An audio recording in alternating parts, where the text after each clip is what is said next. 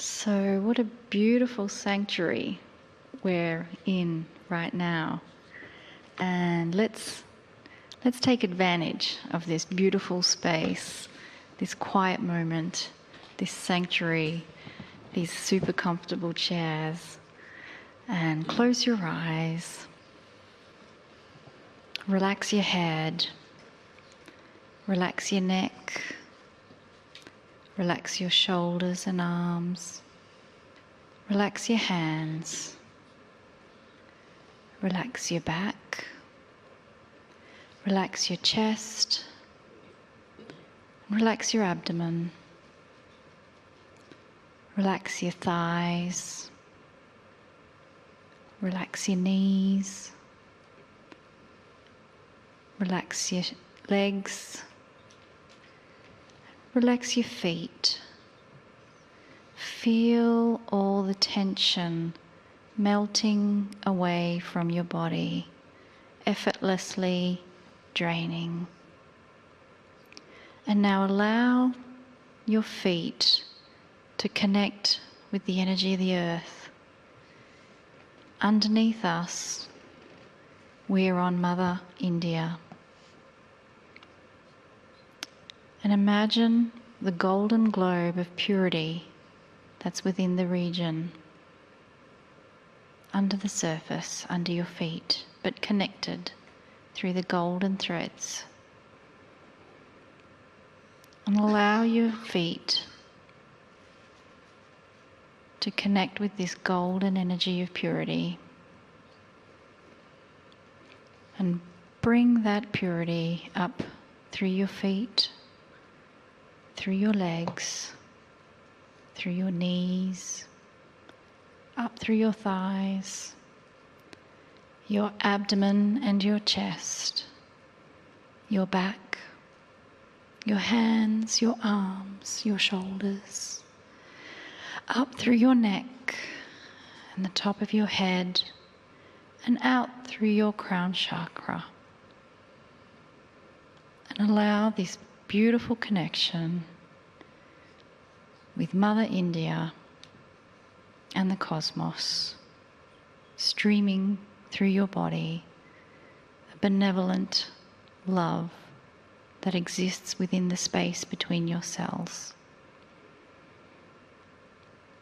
And just allow yourself to relax. There's nothing to do. Simply allow to receive the golden energies.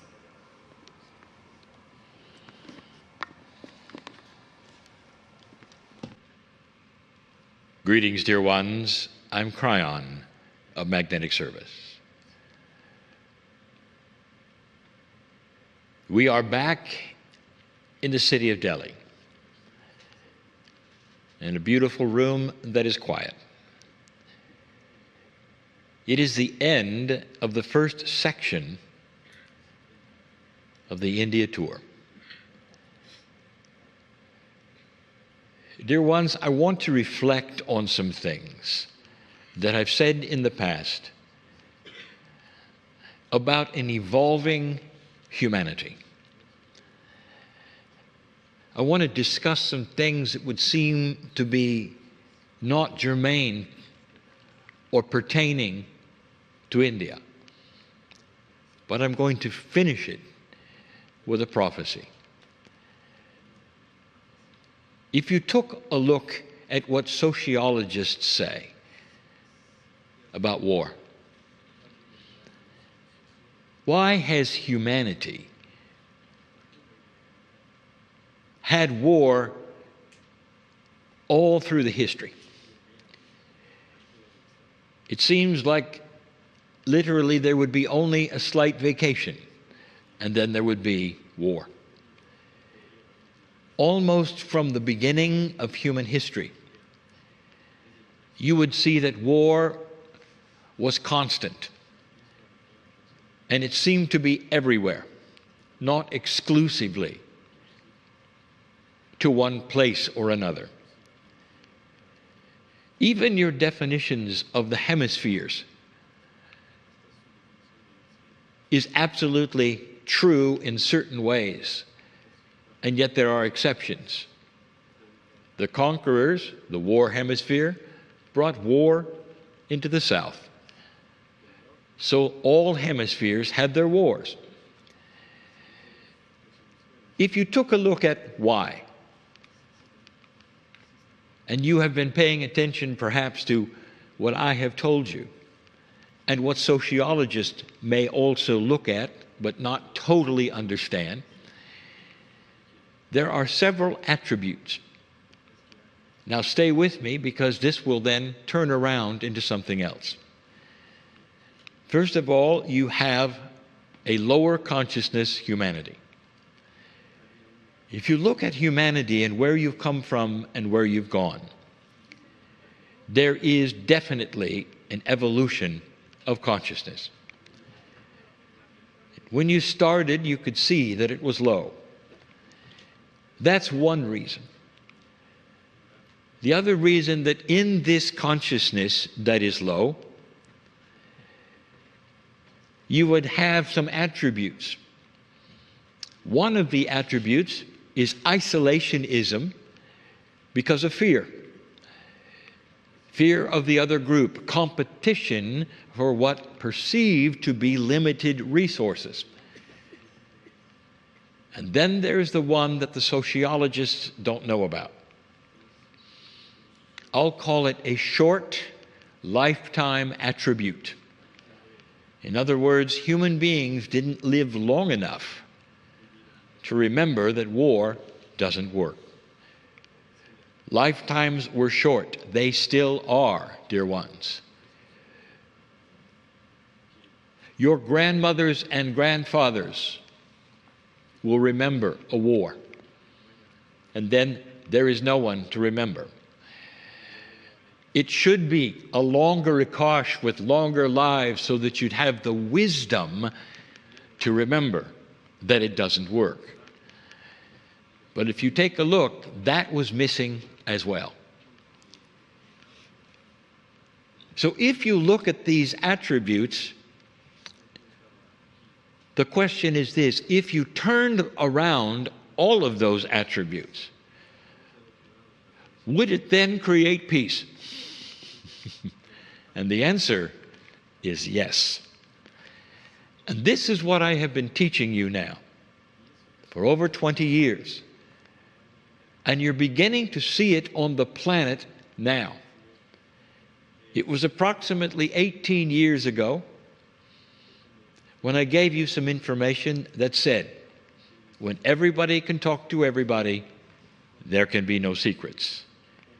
This was literally before the internet. If we had told you at that time that you would carry around devices that would put you in touch with everything all the time, this would have been something of the far future. But what it has accomplished is the fact that you no longer have the isolation attribute. You can speak to each other. There's no fear of who the other group is. You start to enjoy each other's cultures. You start to reveal things that used to be hidden, that could be hidden because you never talked to the other one. That's number one. So increased communication between humanity is one of the attributes of peace. Here is another attribute: a longer lifespan and the remembrance in the Akash even of past lives that experienced war. Now this falls within the category of an evolving humanity. Part of the evolution of human beings will be an awakening Akash. We have spoken of this before. And in this particular subject of war and peace, of evolution of humanity, the evolving awakening Akash means you are going to start remembering what didn't work in many of the past lives that you've had. Instead of a system that you have now of a lower consciousness that literally doesn't even remember that you had a past life at all. This is the awakening we start to speak of. In the West, this will be confusing. Here, there is an acknowledgement of a system of lifetimes. In a Western world, there is not. So look to this. More and more exposure of the potential and the possibility that humanity goes through a cycle where the soul returns. That's two. There are other attributes you could also point to. The evolving human spirit is going to start giving you things you didn't expect. And one of them will be the ability, finally, to have technology combined with consciousness, which is going to start solving problems that heretofore could not be solved. Kryon has come under criticism many times for being the Pollyanna channel. That is to say, only good things in the future. And the criticism goes like this. Well, that's nice, Kryon, but you don't really truly understand how humanity works, or you would not say the things you're saying. And that, my dear human beings, is one of the biggest issues that you must go through, judging the future on what's happened in the past. I'm going to explain, and I'm going to bring you into a circle of explanations and predictions. Human consciousness at its best is spectacular. Human consciousness at a high level starts to invite the kinds of inventions on this planet that cannot be weaponized. And we've said this before to you as well. And through that window will come inventions that will solve the problems that you do not think can be solved. There are some problems that sociologists and science say cannot be solved because they say they're systemically unsolvable. In other words, the very system creates the problem, and you cannot then solve the problem because the system is the system. And this is where it gets good, because the system is what is changing. And that is different from any time in human history. Let me give you an example of how higher consciousness, thinking above the system, and also that which is coming in invention, works together to start cleaning up the planet in a way you never expected, or giving you resources you never expected. The system says there's limited resources. The system is based in an old energy. The truth is, there are not limited resources at all. You just haven't found out where they are yet. Imagine a city that needs water, and the city grows and grows, and fresh water is not available. Now the system, the paradigm says this: all fresh water comes from the sky. Whether it's in the snow that's melting or the rain that falls, that is the fresh water. All the other water on the planet is salt. Therefore, it is Gaia, or the system of Gaia, that is the best desalination process ever. And so what do? Well, the humans say, if we could only get it to rain more, then we would have more fresh water. And so pouring in is the funding that would change the weather, perhaps, or bring the rain clouds in, perhaps, or make them rain more, perhaps. And all of that has been relatively unsuccessful. And so you end up shipping water from one area to another at great expense. What if I told you this, that the system can be changed with invention? What if it was possible to bring in water the same way the clouds do? What if you could extract water from the air? And you will say, wow, that would be great, but we don't think so. Well, think again. It is possible, and you will discover it. Cities on the coasts will find brand new methods of desalination that does not require heat in a real time to give fresh water to any city that is on the coast. It changes then the system of fresh water. Do you see what I'm saying? When the paradigm changes, then the problem is no longer the problem. So what you need is paradigm shift. What's the planet going to do about a grid system of electricity that is failing? You cannot keep up with it. The population goes too fast, and the system will not sustain itself with a coming cold. Electricity is in trouble, and we have told you this in the past. Perhaps some of you have seen even some power failures today. It is common here, dear ones. The grid system is barely sustainable in this land. And so there is a systemic problem. What do? More wires, more generators, more fuel to make the electricity. What if the whole idea of distributed electricity goes away and you don't have wires?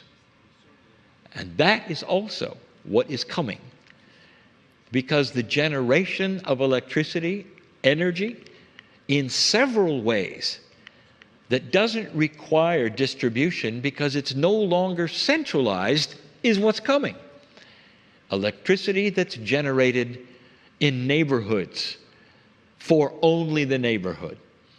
And it's generated in ways that are not only extremely new, but do not require any of the resources that you currently use to make electricity.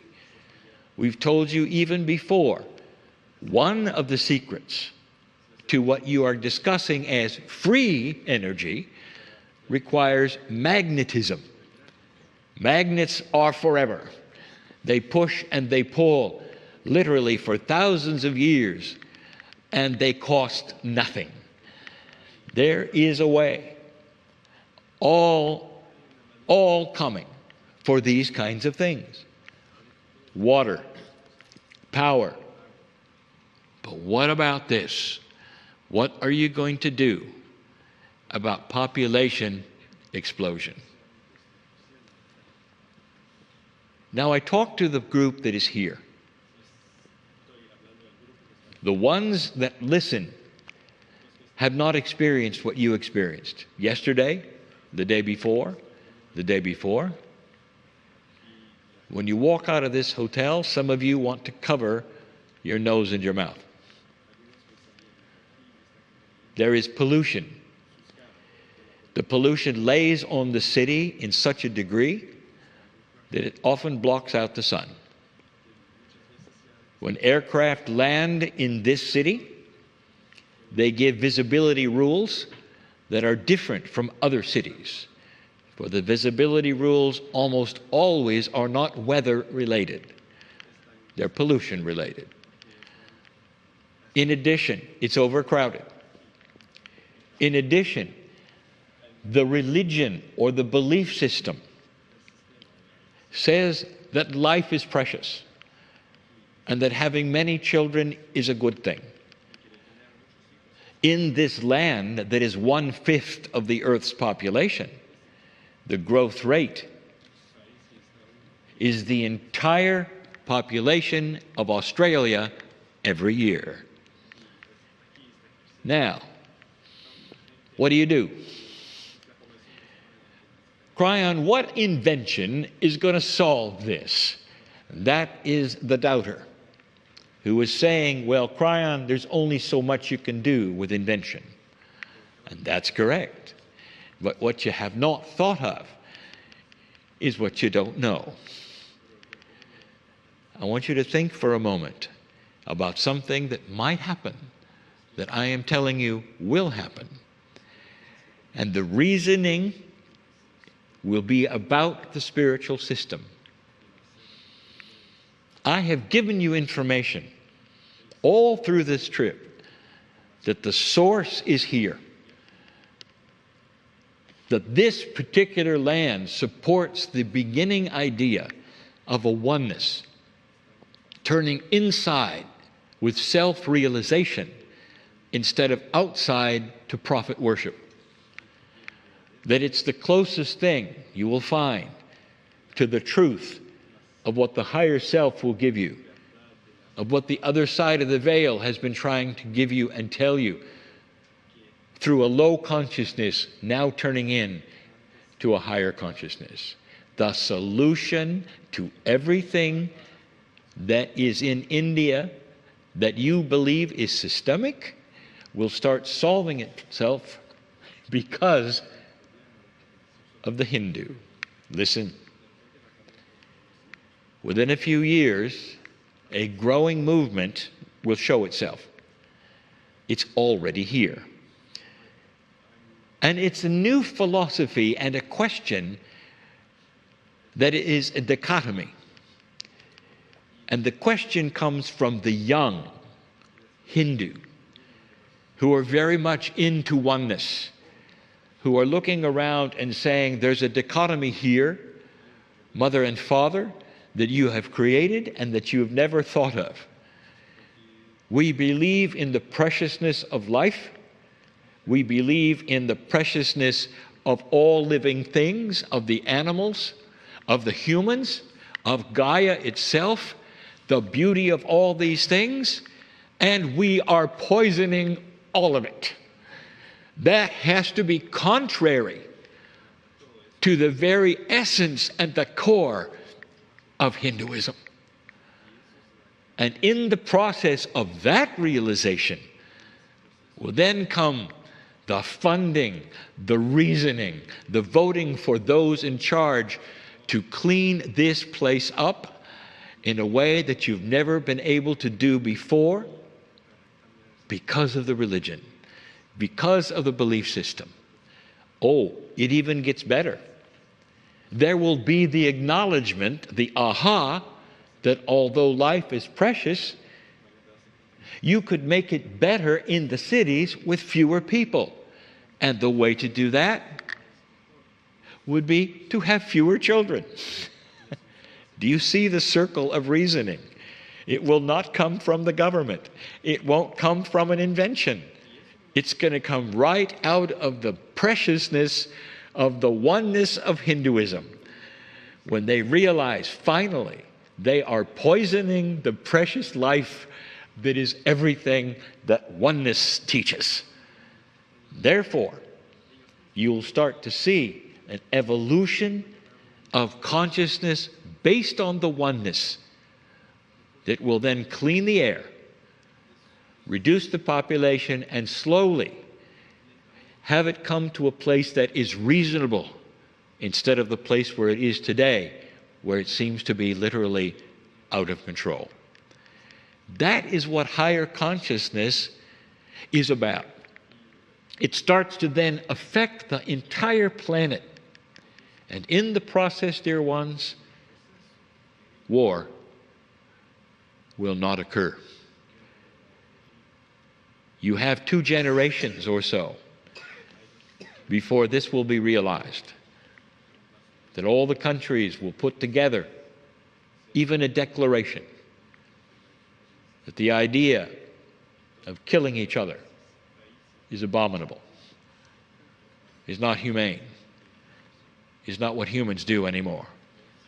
A declaration of high consciousness for a planet in transit. This is just one of the things that you can look forward to that is coming. You live in difficult times because the old and the new are still clashing. You've only been a few years out of 2012.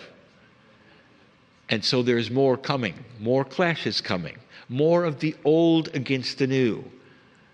But slowly, the light and the oneness will be realized as the way. And there will be those who see it who are not spiritual at all. It simply will be logical. And that is another part of the human growing up into a realization that these things are self-evident and not necessarily spiritual. Do you see how that might work with a great deal of the population that doesn't necessarily believe in Kryon or spiritual things, but they will see the truth of it and participate in it anyway? There'll be more. And so it is.